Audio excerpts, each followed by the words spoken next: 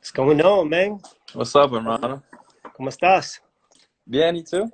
Muy bien, muy bien. Glad to see you, man. Thank you for taking up the time to bust it up with me. I know there's a lot of things you could be doing right now, going to the mall or going out to eat, but Being friends, thank you for right? taking time.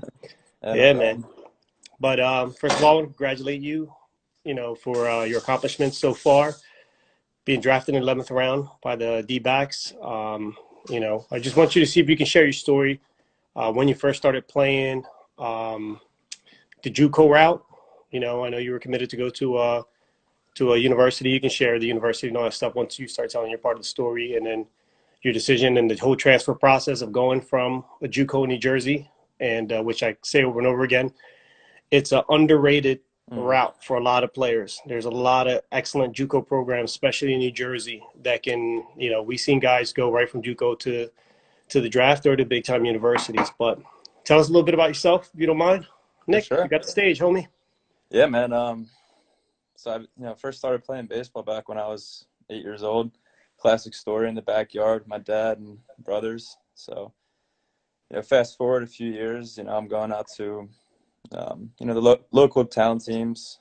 Played for the Marlton Reds, and once I got into middle school, that was really the first time. I remember it was seventh grade.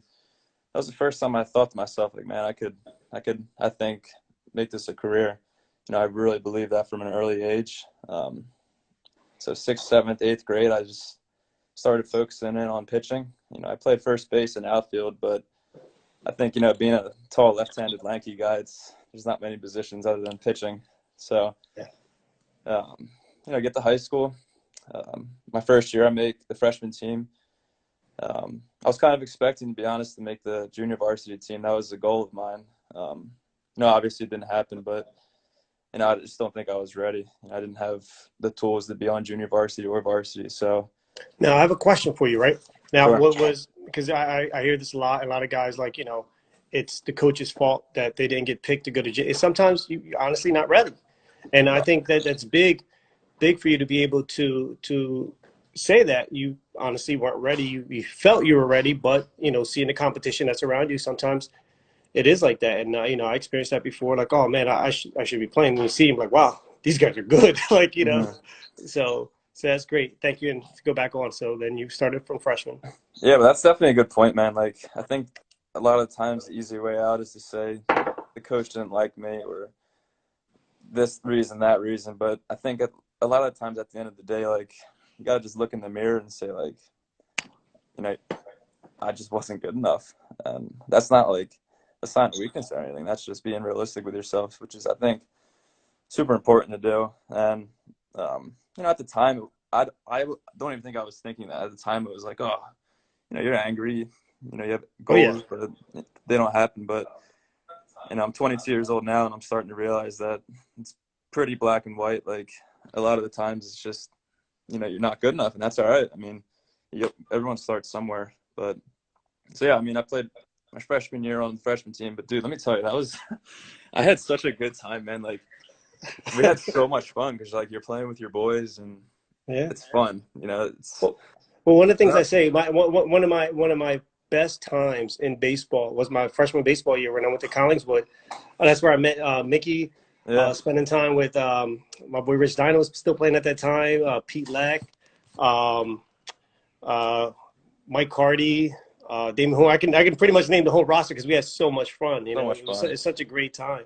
Yeah, And that's what baseball is supposed to be, is being able to remember that it's still a game. It's going to be fun. You're going to have your times that you're gonna hate baseball, but that's the cruelty of baseball. Baseball's a cruel game, for but sure. it's a difficult game. It's a fun game.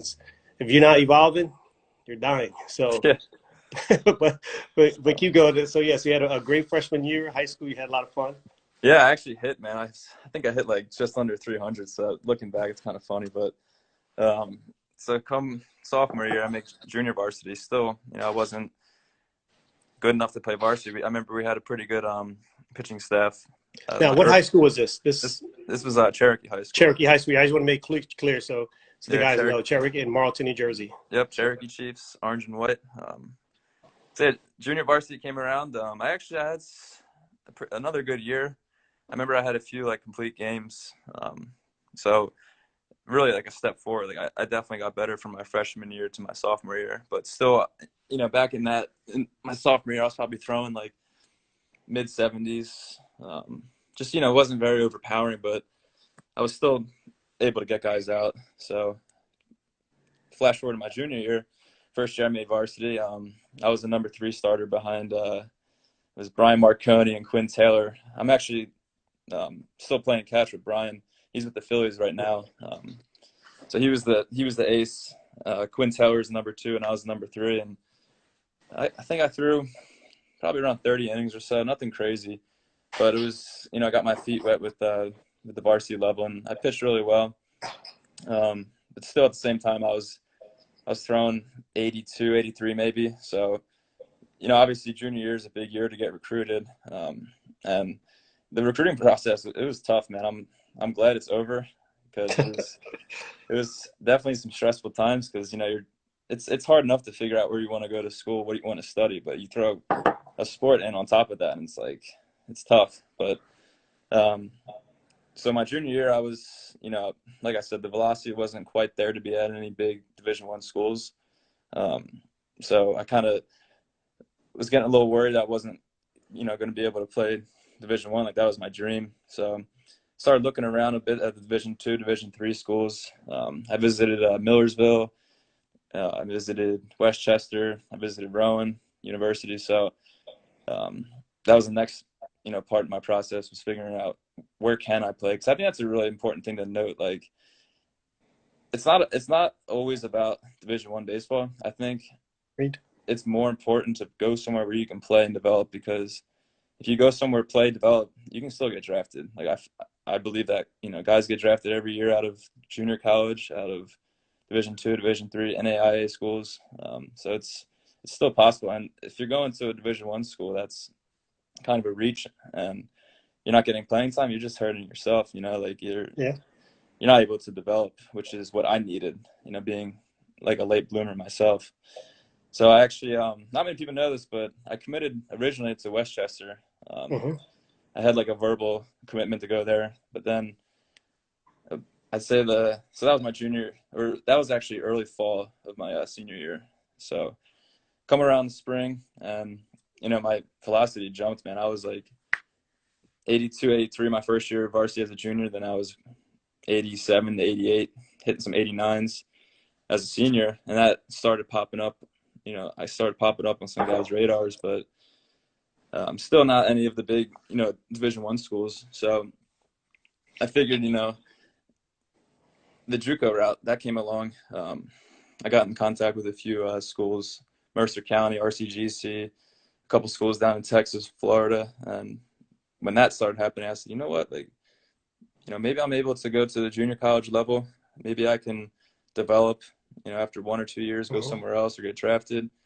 So that started being a more promising path for me, because I also want to note too, I'd say I fall in the category of like a late bloomer, someone who didn't like have elite stuff at an early age. A lot of guys are born with a boatload of talent. They're able to throw fastballs in 90+ range at their junior year of high school. Like, I wasn't there.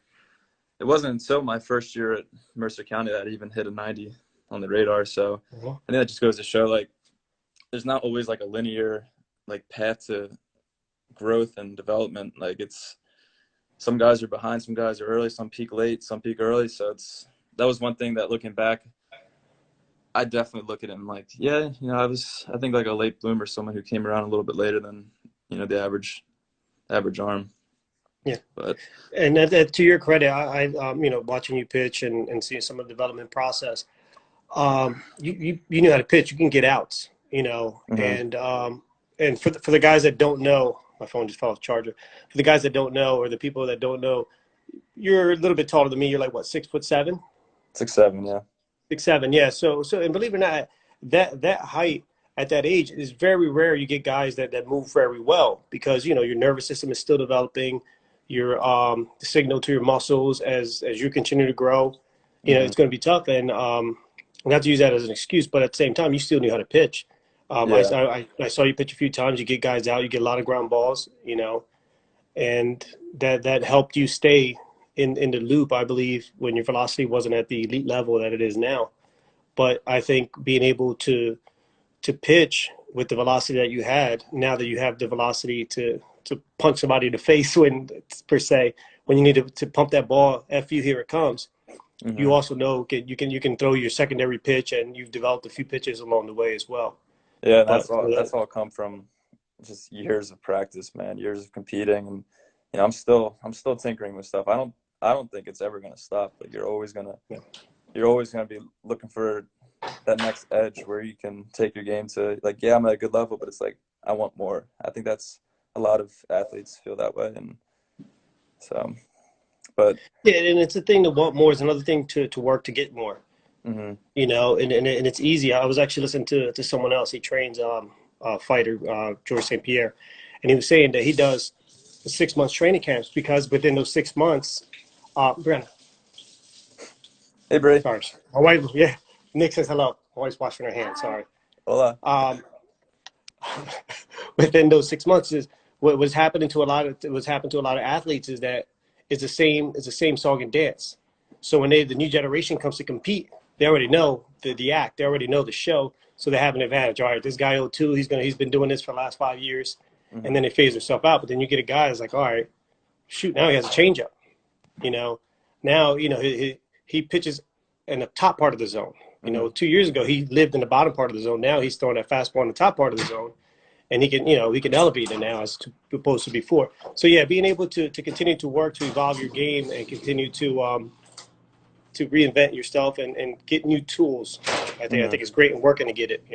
Yeah, I'll tell you what, man. My That year at Mercer it was tough, especially the back end of that year. I started off pretty good. My first half of the season, I was the number three starter again. This time, I was behind Denny Brady and Andrew DiPiazza. They're both professional pitchers right now. Denny Brady's with the Angels, and Angels, yeah, DiPiazza's with the Rockies. So, man, that was yeah. a really fun staff, and we made it to the Junior College World Series National Championship.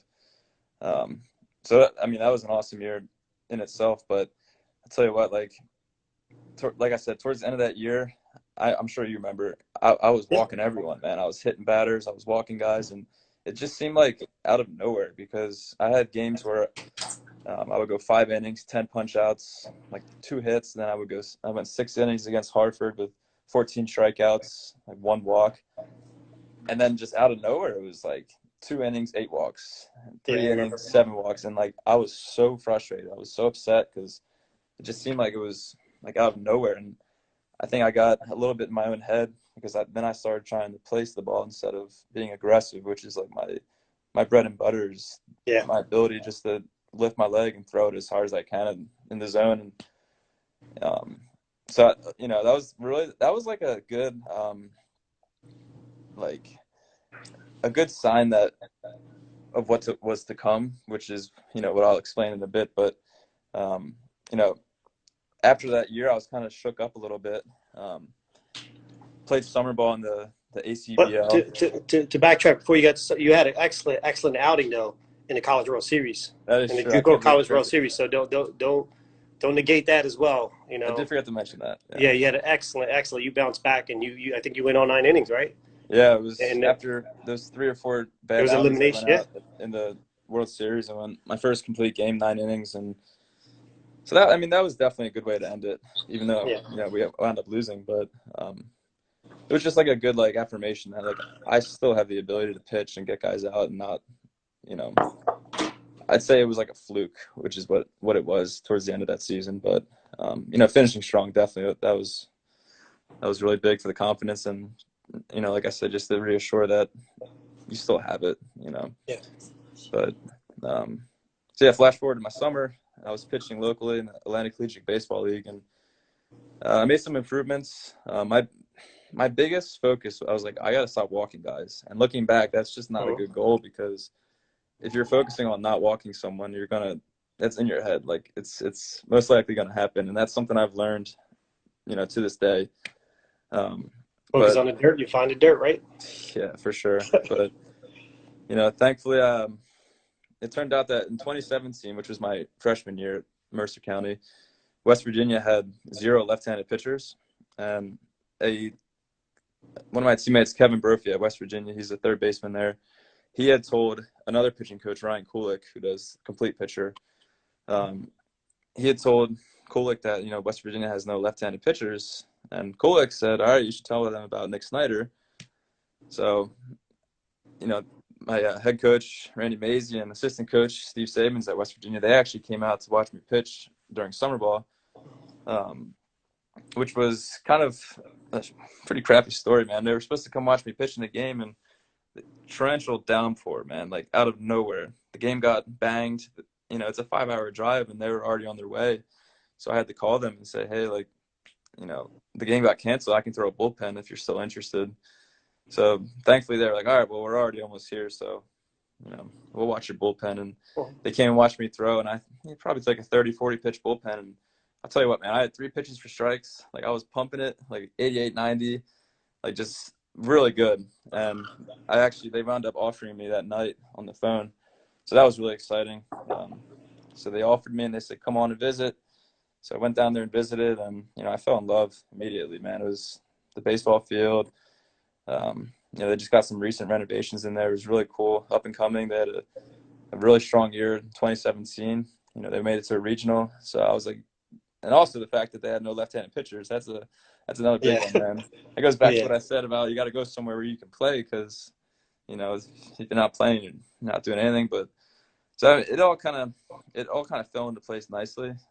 So I committed there, went there my sophomore year, which, turned out to be the worst year of my life. Like I was so bad. I remember that.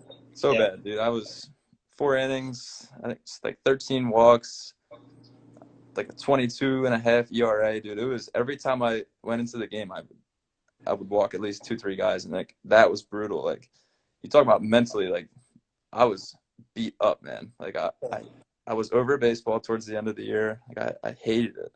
And I can't express that enough, because I was really I remember this, and this is when we go back to the cruelty of the game. That how something that you love so much and work so hard, like wow, you're at that big Division I school, you're playing at a great conference, and it's like, now it's like it's not working out for you. But what makes me proud of you is the next phase of this story. Mm-hmm. This is when it shows what you're made of. Yeah. And one of the things I wanted to mention before we got going was, how such a chill, laid back person you are. You would think you were from Cali, but you turn those lights on, you better pack a lunch, because you're in it for a brawl. You're a fierce competitor. You're a fierce trainer. We trained together. We worked out together. I've seen you throw. I see you compete against, and you're a fierce competitor. So I know, that's part of your makeup is, all right. Once that part started going sour, I knew you weren't just going to put your tail between your legs and just say, you know what, I'm going to go get a desk job and finish my degree. So fast forward to the end of the sophomore season. It was, rough ending for you, and let's take it from there. Yeah. So to start off the year, that fall, I should say, I was originally going to play summer ball in the Cape Cod, which, I mean, that's another dream for people. They want to play the best league in the nation, really. But it just obviously didn't work out. Like as the year unfolded, they were like, no, you're not playing there, So at the end of the year, at the end of the spring, I had nowhere to play. It was, and I knew how important it was to play, because again, I was like, I need to change something. I need a lot of innings to develop. And so what I did was I got in touch with a GM for the Trenton Generals, which is, again, it's in the same league I played in my freshman year, which is the ACBL. I said, hey man, I need a place to play, and I'm curious if I can play with you guys. And he said, absolutely. So my sophomore year, summer going into my junior year, that was one of the craziest times looking back, because like I said, I knew I had to make a change, and my dad and I, we were talking about what possible changes to make, and kind of, collaborated a bit, and we figured out that the way my arm path was working, like it was super long. And basically what we said was, let's minimize the moving parts so that it can be more efficient, so that you can get to a more consistent release point. Because I think that was something that it wasn't quite there. It goes back even to my year at Mercer. So I said, all right, I'm going to shorten my arm up a little bit. I'm going to, and pretty much go from there. So that whole summer was a transition because, changing your glove side is one thing, or working on a backside is one thing, but dude, like changing your arm action, like that took Oh me, yeah. that was so hard. That was months. And I would go out in my backyard. My dad, he marked out 60 feet, 6 inches. We had this net that I would throw into, and I would take video to see, like, let's see how my arm action is working. And it would feel like I was going short, like a shorter arm. And then I watched the video and it was long. And I was like, what is going on? Like, this is like, it feels one way, it looks the exact opposite. So it was frustrating. And then and that goes back, and again, that's one of the things, like, video helps, Mhm. and sometimes that's your body lying to your brain, saying that, oh yeah, this is what I'm doing, but reality, your body's doing that because your goal is to shorten up that arm, Yeah. but it's like, like my man Lance Wheeler says, you're reprogramming the software, Hmm. to correct the hardware, and until you get that visual feedback of seeing, like, oh shoot, I felt like I was doing this, but I'm actually doing that. Hmm. But then now you're getting that mind to muscle connection of, okay, you're seeing what you're doing, but it's not what you feel. Yeah. And then being able to translate and feel that arm action shorten up. Yeah. So It took so many reps, so many hours out there, even because, it's also one thing to work on mechanics in the off season, but like I was working on mechanics and playing. So that was kind of tough too. I can't tell you how many holes I put in my fence out there, man. My dad, he's like, come on, man. Like, he's like, stop putting so many holes in my fence. And I'm like, dude, I'm not trying to. I'm trying to hit it was like this huge net, dude. And I'm missing this massive net by like inches, like feet. And I'm like, God, yeah, this is tough.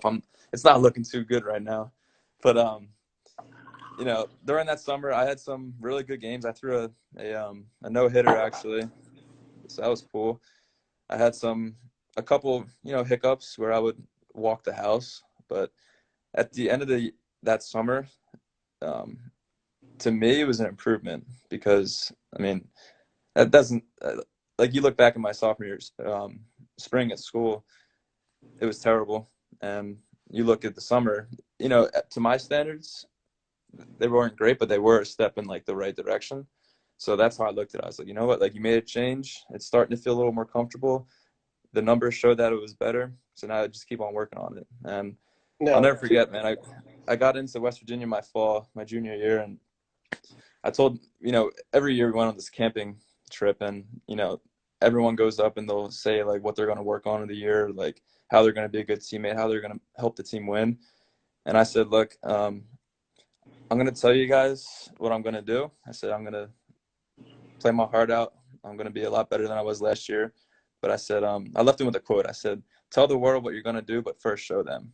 So I told them that. I said, I'm telling you I'm going to be better. I'm telling you that I'm going to be, we're going to win a bunch of games when I pitch. But I said, the next step is I got to show you. And, they were kind of like, oh, like it's Snyder. Like he threw 4 innings last year. Like he's no one.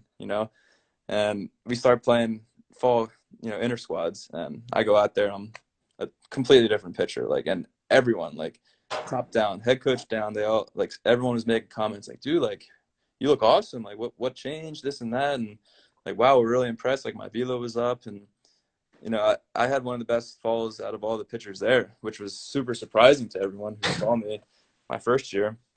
And so after the fall, it was like, okay, like you look at the summer, I made some improvements. You look at the fall, I made more improvements.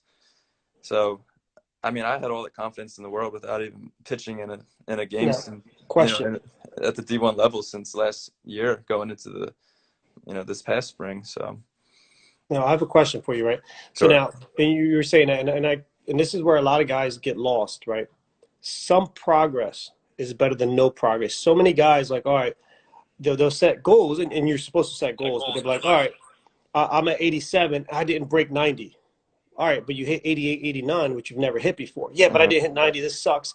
Like, you have to understand, you got to crawl before you walk, Hmm. and some progress shouldn't stop you from working because you didn't get full, you didn't get the how do you say it? You didn't make the full jump Hmm. to get to that goal, the ultimate goal. But again, it's a slow process, and especially when you're dealing with the human body, you're dealing with new movement patterns. There's some guys that are the anomaly that can just be like, all right, just put your hands like this, and they're like, oh crap, you just threw 96, you know, and other guys Yeah. like it takes time to get that. So, but just on that, I just want to piggyback on what you said about the small progress. You know, you got better that summer, although you weren't to the where you are now. You Hmm. still got a little bit better, and then you continue to grow, piggyback off each one of those small achievements, which Hmm.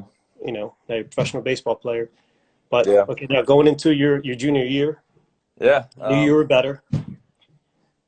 I do want to also piggyback off of what you just said. Like, if your goal is to hit 90 and you hit 88, 89 for the first time and you're upset, like, I think it's okay to be a little, like, you know, angry or down or whatever Yeah, that you didn't hit that goal. But you got to have some perspective. Like, hey, you're right. Like, I did hit 88, 89.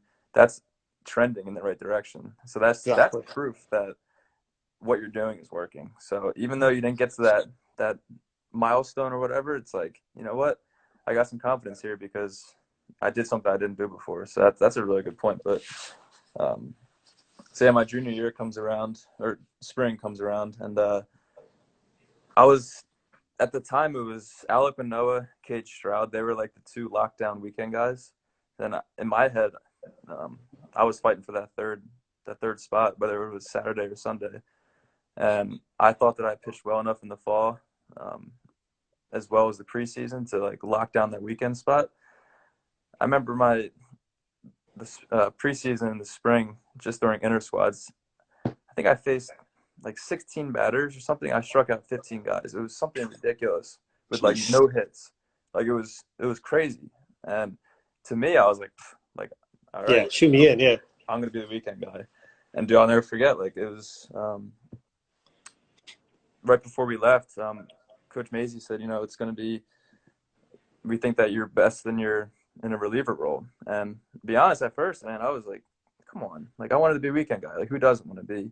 pitching on the weekend and the best For against the for the best. record, for some of the younger guys that are tuning in, some of the guys that are in high school, some middle school guys, little league guys, weekend guy at a university, those are the conference games, Hmm. right? Those are the big games when you're Friday, Saturday. That's when you're playing your big games, correct? Yeah. Yep. Okay. I just want to clarify for some of these guys because they might not know, or even some of the mom and dads that are joining that don't understand what the weekend starter is at Yeah. a big time university or just at a university period. Traditionally, your top three arms are your weekend guys.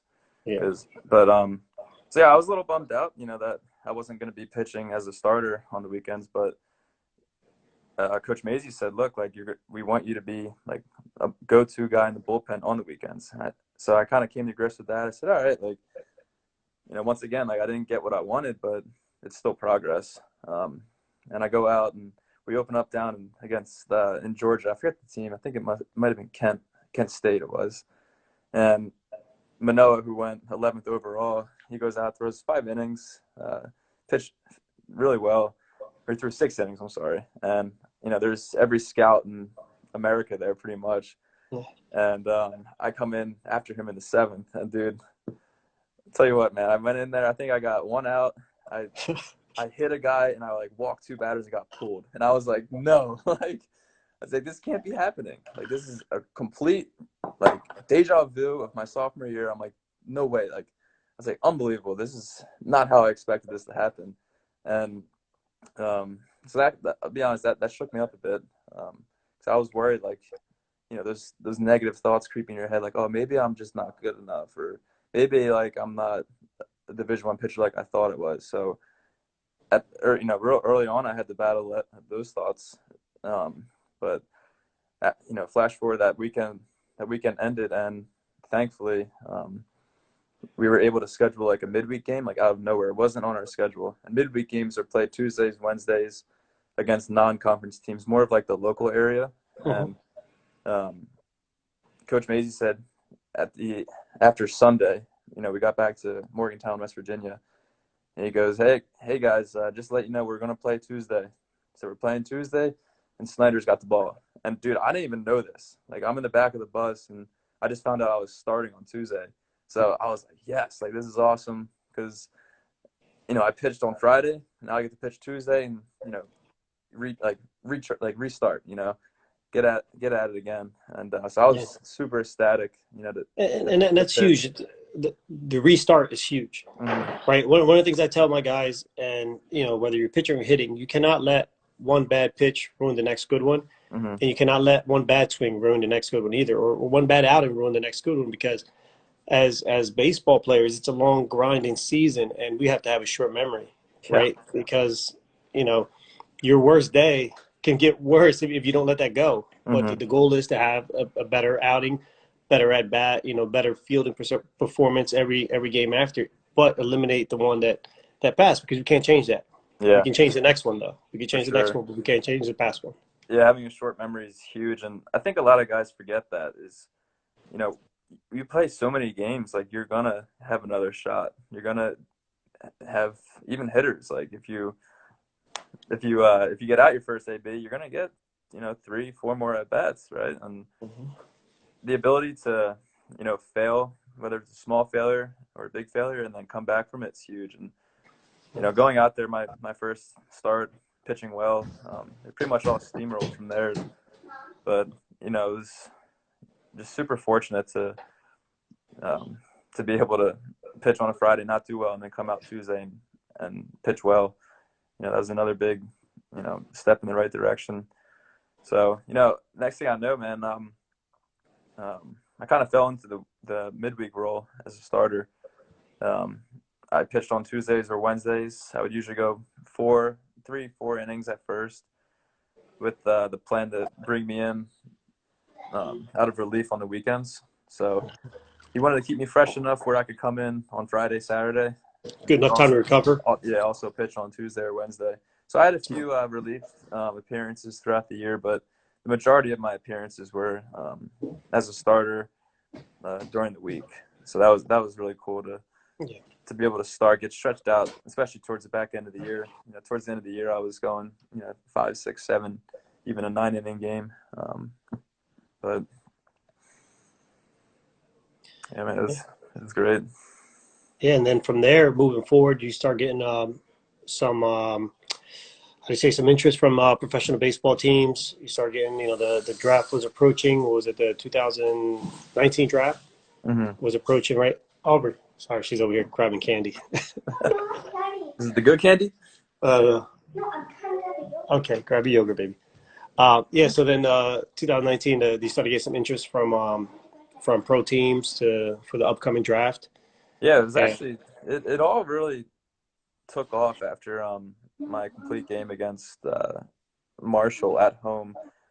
I think it was April 30th, so it's coming up on a year, which I can't believe. But that game was the best game of my life. I went complete game. I went 8 2/3 innings with no hits, and I struck out 16 guys. And then with 2 strikes, it was an 0-2 count, top of the ninth, 2 outs, and the batter hit an infield single to second base to break up the no hitter. But from yeah, that I game remember on, watching man, that. it was a complete game, and there were only a few scouts there. But after that game, I noticed that there were a lot more. So I say that was a turning point, and when I started getting more attention professionally. Yeah, and so how was the whole draft process for you? Like, considering like, I'm assuming your sophomore year, the draft seemed like it was a far fetched thing. After your sophomore years, coming Mm-hmm. home, I remember talking to you about your frustration and some experiences that you had that kind of soured you, but at the same time, it motivated you, because, like I said, most people that meet you like, oh man, this guy's such a chill guy, but once, like I said, once the lights come on, you lace those cleats up, or you just get in the weight room, you're a Mm-hmm. warrior, and I'm not saying that because I know a lot of guys that are always chill and don't compete at such an intensity that you compete, which Yeah. is great. But so so let's go to the night they call your number Mm-hmm. for the draft. What was that feeling like? Yeah. It was awesome, man. It just makes me smile thinking back. So that day, it was my brother Greg. I have 2 older brothers. Greg, Yeah. I was with Greg. We went to Chick-fil-A, and I saw actually 2 of my buddies from high school there, and they're like, "Hey, man, like I heard, the drafts are coming up or whatever." I'm like, "Yeah, it's actually today." They're like, "Oh, really?" I said, "Yeah." So hope to hear my name. They wished me luck. We ate our lunch, and we're driving back home, and um, I get a text from my agent. He goes, all he said was AZ. And I think I responded like, really? And right when I clicked send to him, I got a phone call from a number I didn't have. And I was like, oh boy. And this was only like 10 minutes after the draft started. Because, the day 3 of the rounds are rounds 11 through 40. So getting a call that early, 10 minutes after the draft, I was like, whoa, like this is a lot earlier than really what I expected. So I pick up the phone. It's Rick Matsko. He was the regional scout. So he saw me pitch at West Virginia. He said, hey, Nick, it's Rick Matsko, Arizona Diamondbacks. We just chose you with, in the 11th round. And I was like, man, this is awesome. Like I was outside. I was smiling. I thanked him a million times. And he said, next thing we're going to do is we're going to get you out here on the flight. And he's like, when do you want to come out? I said, can I come out tomorrow? He said, tomorrow? He's like, don't you want to like take a few days, see people? I was like, I'm ready. Like, I want to come out right now. Like, all right. So I got a flight for the next morning. But yeah, it was awesome. I was with my brother, like I said, and I got off the phone with my agent, with the scout who had drafted me, and I just hugged my brother, man. He congratulated me. It was awesome. Really, really cool experience to be able to especially share it with him. And, right after that, I called my dad and I told him, hey, I got drafted. He's like, man, it's awesome. And then my phone blew up, man. And like at the time, I didn't even have social media. And like my phone was still blowing up. I'm like, how do these people, like, I was like, this is crazy. I thought I was hard to contact. Like, but I remember when I got the news, I shot you a text. I was like, wait, bro, you mind if I post this? You're like, yeah, might as well. I think a bunch of other people already did. I was like, yeah. Yeah, it was really, really cool experience, man. That whole day, it was like you're on cloud nine. I went out to dinner with my grandma, she's a huge baseball fan, and she was just ecstatic. She was super happy. We had a great dinner, and it was just a really, really cool day. It didn't even feel real. Like I'm just like, wow, like this really happened. Like everything I've ever wanted with baseball so far, like it's starting to happen. And the best part of the story is I actually had a dentist appointment. So the day I was drafted, 3 hours later, I was sitting in a dentist office. I'm like, what? This is kind of boring, but That's funny. So now, what do you see is the biggest difference going from West Virginia? Let's scale back from Mercer County to West Virginia, right? From JUCO to big time D1 school, and then from a big time D1 school to the AZL, right? As the Arizona League. The Arizona League is where you pitched this year, right? yeah, Correct. yep. Yes, and let me know, and then what do you feel are the biggest What I talent gaps, if what any? I've noticed as a pitcher is hitters at the professional level, they don't swing at pitches that are clearly balls, whereas in junior college and even the Division I level, you have a little more wiggle room. Whereas in pro ball, guys are a little more disciplined. I've noticed that they don't swing at the slider in the dirt that you may have gotten guys who swing at lesser levels. So that just means that you got to At the be able amateur to, level? yeah, that means that you got to be able to, fill up the zone more than you were. So yeah, I mean, as far as my competition, the hitters that I face, and that's what I've noticed. One really good benefit I've noticed was like the quality of fielders, man. Like every shortstop can make like web gems. Outfielders are flying around. Like it's really nice as a pitcher to like have really good defense behind you, because again your job is to fill up the zone, and there's going to be contact. So it's nice to know that you got the best guys in their position behind you. Yeah, it's one of those things, and like, damn, that's a double. You turn around, oh, it's an out. Yeah. Because you're accustomed to that, and then the wood bats help as well. Oh, But I can't believe I didn't even know. speak to that, please. I didn't even mention that. Yeah, I love wood bats, man. Like hitting is so much harder with wood bats, and Oh yeah. my motto is hitting is hard. Like I love telling people that, like, hey, hitting's hard. Like to me, that means fill up the zone, see what happens. Like I think pitchers give hitters too much credit at their abilities. I'm not trying to be like mean or anything, but I think that's just the truth. Like if you get, as a hitter, you hear this all the time. If you get a hit 3 out of 10 times, you're great.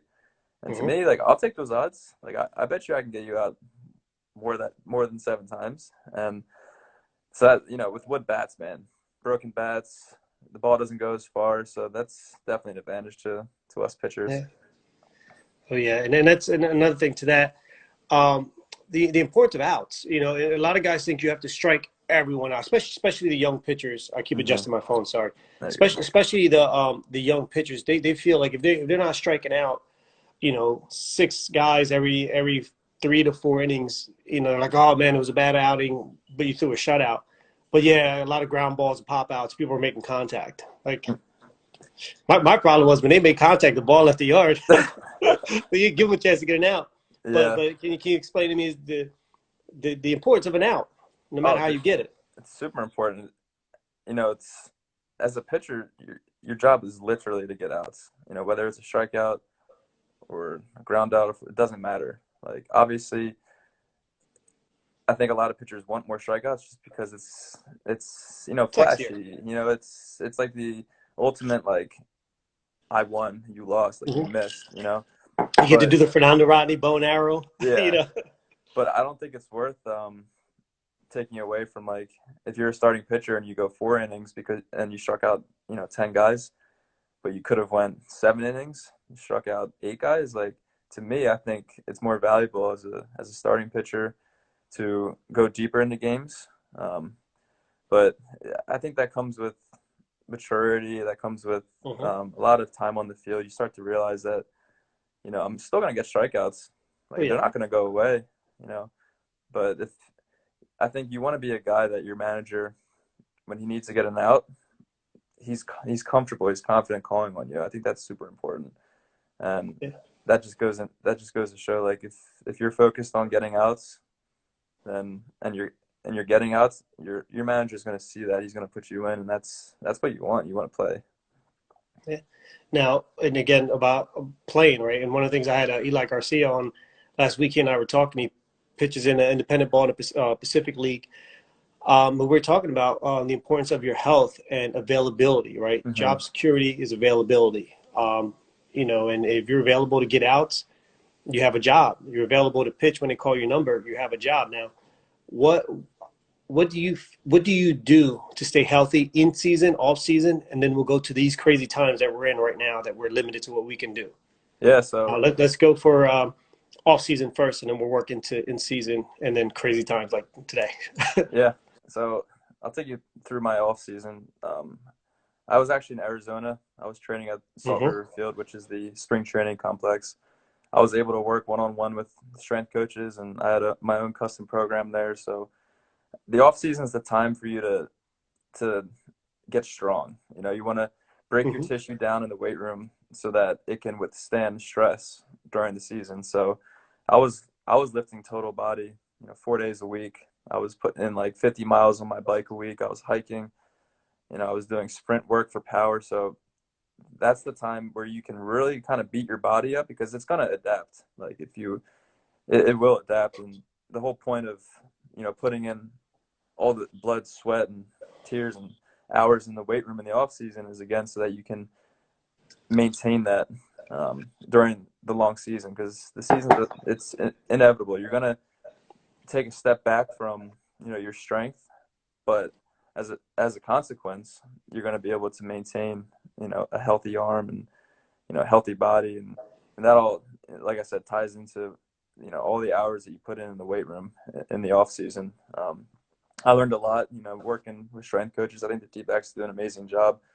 I learned about how my body works and, like, what movement, what kind of mobility helps make me, load my backside. That was one of the biggest things that I focused on this off season, was Yep. increasing my internal rotation in my hips, both of my hips.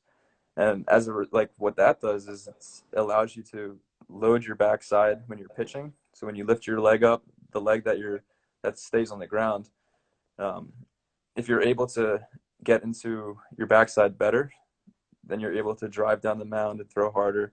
And that was one thing that I really wanted to focus on, was the ability to get into my backside, because everything counts. It all adds up. So I learned a And lot especially there. as you mature in age and you get stronger as well too. Hmm. You know, the if you're putting all those hours underneath the squat, the squat bar, the squat rack, you're putting all those hours on the trap bar deadlift, and you're not maximizing the gains that you get from those exercises. It's basically working backwards. But the importance of getting that backside going, getting both front and back hip working, that's a lot of guys don't understand. If Yeah. you can't transfer and stabilize and then retransfer from the back hip to the front hip up the core, then you're only getting half of the gains, half of the benefits, Hmm. I think it's of your important body. to note too, like before the season even ended, I had a like a one-on-one with my pitching coach, and I had a one-on-one with my strength coach, and they both asked me like, what do you want to work on this off season to make you a better pitcher, and what do you want to work on this off season to make you a better athlete. And uh, I think it's important to, again, like write goals and to know what you're working towards, so that when there's days like right now, when there's days that you don't feel too motivated, or I'm gonna skip that lift, like you have those goals that to look back on, something that's just a reminder that like you're doing this for a reason, you're doing it for a purpose. And again, if you don't know where you're headed, um, I don't know how Anywhere you will do. get there. Anywhere will do, right? Yeah, Yeah. if you don't have it, and that's one of the things I talked about last week, the importance of goal setting, especially for the young guys and the middle schoolers. I made a joke saying now if you write down something like I want to be the first 14-year-old to get drafted, then that's a little far fetched. But just be specific with your goals. Hmm. Not I want to be a better pitcher. Okay, how? I want to cut down my walks. I want to increase my strikeouts. I want to gain velocity. I want to command glove side better. I want to command arm side better. I want to be able to go high and inside on the lefty without hitting them. Being that specific, and it actually gives you something to work on, and you can look back on it. And again, having the goals. Hmm. Goal setting is important, and then also set small goals. Increase. Yeah. Knock off a tenth of a second on your sprint. That's something you can check off, and then believe it or not, those little check offs, those are mental victories, man, and Yeah. that boost confidence. And we were talking about earlier, any little bit of progress is progress. Hmm. And don't take it for granted, because there might come a time that that little thing is like, look at me right now. We joke about getting on the mound. I'm like, dude, if I can, the only way I'm probably going to hit 70 is driving here, because I'm not going to throw that with my arm. But again, it's just setting those goals though, Yeah, I and like and I like working and working for something, towards something. I like what you said about the small victories. Like to me, like I forget who told me about this, but it's this idea. It's called the compound effect, where it's a bunch of little things, they add up to Hmm. something bigger over time. You know, and to me, in baseball, like it's you get those little victories, right? You do something each day to get better, and next thing you know, like it adds up. And I really believe in that. I believe in it so strongly because I saw it firsthand. Like I went from my disastrous sophomore year to a lot of work. I was changing things like I mentioned earlier, and I honestly didn't see the light at the end of the tunnel, because there was a lot of time where it was like, I don't know if this is going to work. It seems like it's working, but like who knows. But the finished product of last spring, I think that just goes to show you like what a lot of determination and small victories can do. They add up to something bigger. Yeah, But and that's the truth. Like I'll tell some of the young guys when I do some mound visits, you can't. Say you have a crappy pitch, you hit a guy, bases loaded, you walk. Now you get a crappy attitude on the mound, and then the next pitch you're already accepting failure. And it says a little bit of crap, a little bit before you know, you got a mountain of crap. hmm.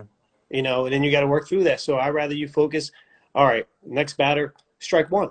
Hmm. Right. Once you get strike one, then we can focus on strike two. Yeah. Don't go on striking them out before you throw a pitch. Yeah. So being able to set those little, okay, all right, ball one. All right, go back to the original goal, which was strike one. Even if you fall behind, okay, 2-0, instead of being, oh crap, no, all right, that's done. Let's try to get strike one. And Yeah. sometimes 2-0, you get a ground ball. Hmm.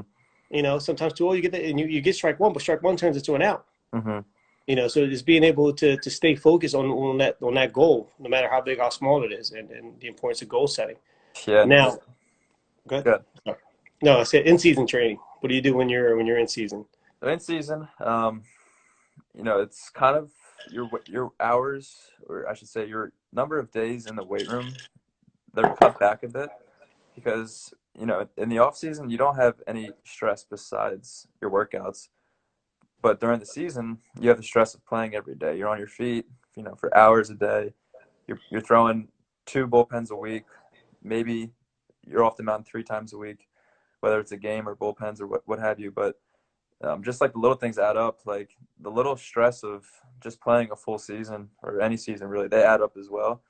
So when I went to Hillsborough for my first summer in pro ball, um, I would lift usually the day I pitch and the day of my bullpen. So 2 lifts, usually a week or so.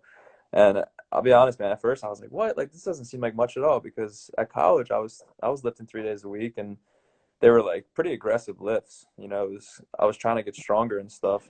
But when I got to pro ball, I realized real quick, like, you're playing a 9 inning game every day. Like, that stress adds up, and you're not gonna do anything to take away your ability to recover and to be ready to pitch. So that if that means, I'm not squatting as heavy as I was at college, or I'm not, single leg lunging or whatever as heavy as I was, because I have to be ready, then I'm gonna taper back a bit in the weight room. And dude, I'll tell you what, man, my arm felt better than it's ever felt before.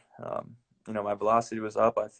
Ironically, I felt stronger than ever, and that just it was really interesting because I was, completely different than what I was doing in college, taking a step back in the weight room. But I'm glad I learned that, because I think it's super valuable to, be as close to 100% as possible, because that's what you got to do. You got to be ready. You got to get out.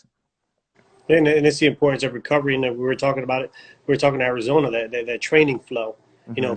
Finding that perfect place that you're not too sore to throw tomorrow, but then you're not like, all right, just going through the motions, and you're not maintaining any strength gains either. Right. Because the goal is, I feel, training in season is to not lose as much of your gains as you as to maintain as much of your gains as you can in season. And I usually explain it to a lot of people is like a stock, right? We want to trend in the off season, and in season we don't want to go back because we stop. We Mm-hmm. want to trend, and then maintain, maybe get up a little bit, but the next off season get up to another level. And Yeah. that's the whole thing about in season training is you don't want to train so hard that tomorrow you can't have a catch. Yeah. You want to find that area that you're available, because once you get to pro ball, job security is availability. You get Yeah. what, one day off a month, maybe 2 days off a month Mm-hmm. Yeah. in pro ball, and then once you get to the bigs, is 29 days. Mm-hmm. You're throwing 29 out of 30 days. You're playing, not you're throwing. But Yeah. the position players are throwing. Right. And this is not just for pitchers; it's for position players, catchers, shortstops. Those guys throw a lot. Mm-hmm. But now, times like this, what are you doing to keep yourself healthy, in shape, and ready to go in case they, flip the switch tomorrow that we can go back to work? Well, first off, man, it's fingers crossed that they flip the switch and I'm going back tomorrow. But Yeah. so basically my routine, since I've been home, has been a total body lift, mostly with body weight. I have some equipment here, but obviously, I'm in New Jersey, and um, a lot of all the gyms, I should say, are closed. So Yeah. that's out of the picture. As is, and like I said, I wish we could have you at Endurance Sports Academy lifting together right now, but unfortunately, we had Endurance are closed as well. Hey, just leave a key under the mat. I won't tell anyone. It'll be between us. I'm sure no one's watching this. Yeah. um, so thankfully through actually from social media, I was able to find a nice workout. Eric Cressy had put up a video Oh yeah. on it was like a 3 to 5 round circuit type body weight exercises that also keep your heart rate up, and they also work on mobility. So I was like, dude, that's exactly what I'm looking for. Yeah. So I've been doing that 4 days a week. And then the other 3 days I've been doing like a mobility, just kind of like active recovery. Instead of doing nothing, I'm doing like mobility at a lower intent so that I'm still moving. Still feel like I'm doing something, But so yeah, I do that during the week for strength and conditioning. And then as far as throwing, because you can't just not throw right now. No. Like we had December, January, February, March to build our arms up, it would be silly, in my opinion, to just, take your foot off the gas and get out of the car. Like, you still got to move forward a little bit. So as far as throwing, I've been throwing 4 to 5 days a week, like 90 to 120 range. Some days a little further, some days, a little lighter, just kind of based off of how I feel. But the most important thing, I think, for pro athletes, college, high school, anyone who plays baseball, I think it's important to keep the feel of what it feels like to, have a good arm action. And it's also a great time to work on mechanics. Like, I made a comment to my mom back in March before spring training was canceled. I had just felt what an effective use of my legs was. And I remember telling you this as well. I showed Yeah. you that slow-mo video. And I had just felt it. I'm like, dude, this is how you use your backside. I had video to prove it. And, like, I felt great.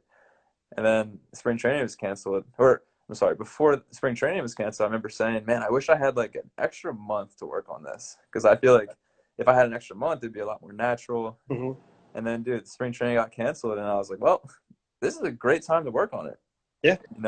So during my catch play throughout the week, dude, I'm making a conscious effort to really hone in on that backside so that when we do come back, which we will, it's inevitable, I'm going to be at a much more comfortable level with, like, that movement. And, it's kind of, like a good thing out of all of this is that I get to work on something that I needed more time to work on. But yeah, it's And really a fun doing. lot of the pro guys I talk to is like it's like a gift, and because some of these guys, it gives them a little bit more time to hone in and work on what somebody do. And some of these guys, they play hurt, Yeah. and some of these guys are getting a little bit longer to heal. And one of the things, like you were talking about catch play, and I talk to Scott Oberg about this all the time, the importance of catch play and how many guys take it for granted. And one of the points he's made, and I use this over and over again. So hopefully I can get Scott on here soon, and we'll do a live interview with him. And is we're not like hitters, pitchers. I say we because I still consider myself an athlete, although my days are long gone. You never lose. But we cannot be like hitters that I had a bad round of BP. I'm going to go hit again later on tonight. We only have so many throws. Yep. So if we take the first 25 throws of warming up and we're just like, whatever, and we're not trying to feel that back leg, we're not trying to feel that front leg, we're not trying to feel that arm get to where we need to be, that core activation, that rear glute, front glute, and then now we expect that it's just going to turn on because it does. It doesn't work that way. Or you have a crappy round of catch, and then you expect to pitch well the next day. It just doesn't work that way. We're winding down to 2 minutes, Nick. It's I didn't know we had a time limit, but I guess time flies when you're having fun. Yeah, man, it's been great. Yeah, it's been awesome, man. Thank You you don't for have to sharing lie the story. though. I know you got an 8:30 bedtime. Well, you already heard Brianna turn on the water. She's turned on the bath. I got to take a bath and go to bed. I got to do some serious homeschooling tomorrow. Oh. But final notes. What's your recommendation? I work with a lot of kids from the Marlton Reds, a lot of Cherokee athletes have come in the building. What advice can you give to them at a young age, and what would you say in times like this? Well, first and foremost, you're gonna fail, so just understand that. In my Instagram bio, I have process driven. You win or you learn, and I think that's a mentality everyone needs to have in sports. You're gonna mess up, but you can learn from it. So just always remember that when you fall down, you can get back up, and that's something that I learned firsthand. Trust me, like I went through it, so I'm not just saying that. But as far as during these troubling times where everything's turned upside down, you just got try to remind yourself, like, what's your motivator? Like, for me, I want a career in the big leagues. I want to pitch there forever and be a Hall of Famer. So I can't work towards it like right now with games and everything, but I can still stay ready so that I don't Prepare for it, right? so I don't have to get ready. And Yeah. that's something that keeps me motivated. Is what, the day's coming where I have to get guys out again, and I'm going to be ready. So Be prepared, not ready, yes. prepared.